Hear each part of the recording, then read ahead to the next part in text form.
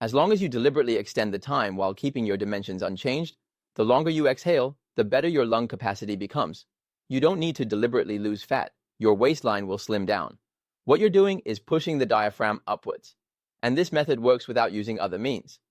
During pregnancy, I'll tell you, as the fetus grows larger, the ilium rotates more forward, and the front opens up more. So actually, if someone experiences pubic pain during pregnancy, they need to do more exhalation exercises rather than inhalation exercises. When they exhale, it will make the front open up less and retract slightly. Whether it's before or after childbirth, the rhythm of joint movement during breathing remains unchanged postpartum. The lifting of the pelvic floor during exhalation is just to train your pelvic floor muscle control. The strength of the pelvic floor muscles during exhalation cannot support the internal organs. People with organ prolapse must train the stability strength of the pelvic floor muscles, not the strength of exhalation.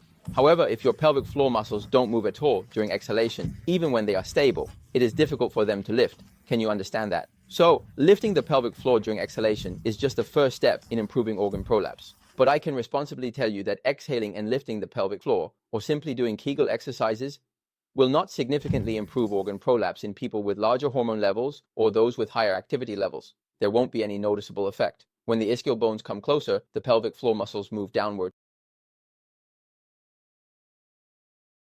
Controlled training. Controlled training. When the pelvic floor muscles lift upwards, the two ischial bones do not come closer.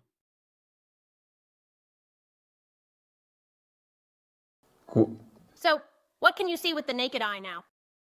Which part do you see coming closer to the eye? Well, under normal circumstances, when inhaling, the pelvic floor muscles move downward, and the closer the two ischial bones get, the more the pelvic floor muscles drop down. You understand?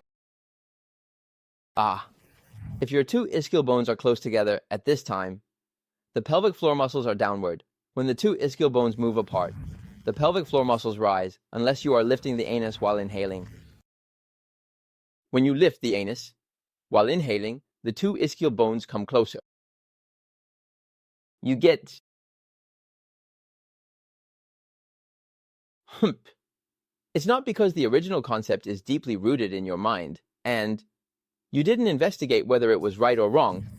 You just assumed it was correct and remembered it for so long, and you've been teaching it for so long.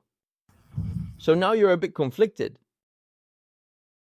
So as I mentioned earlier, many yoga teachers instruct during teaching to exhale, bring the two ischial bones together, exhale, bring the tailbone closer to the pubic symphysis, exhale, pull the tailbone towards the navel.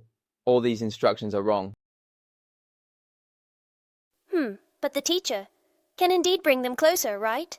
So does this count as training? This way, you might ruin their natural rhythm. Can you understand?